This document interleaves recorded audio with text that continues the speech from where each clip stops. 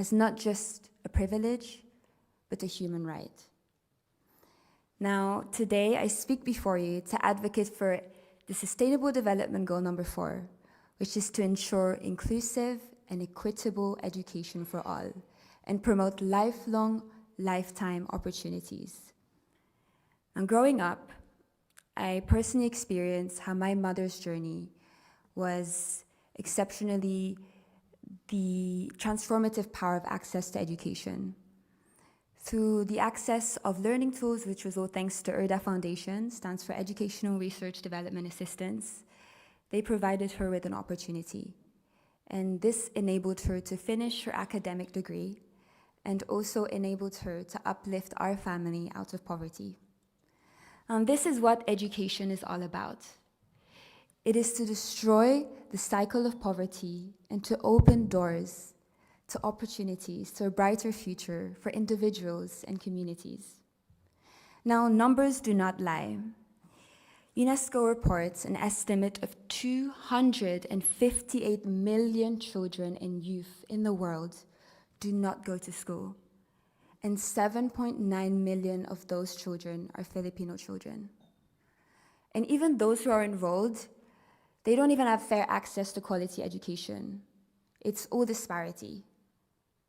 So those children who are in marginalized communities have the least access to quality education.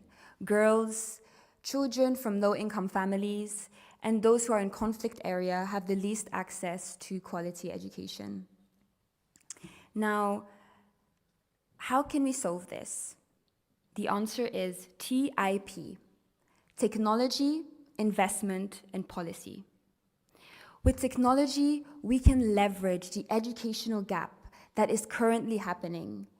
And I have actually tried this in our learning center, which I've built with the help of many people. And we have gathered 20 iMacs, internet, projectors, to make sure that the children will be able to learn even outside of classrooms. Second, investment. We have to invest into education and make sure that it is reached to marginalized communities. Personally, when I did an outreach in the Philippines, I went to a very isolated place called Guimaras, Iloilo.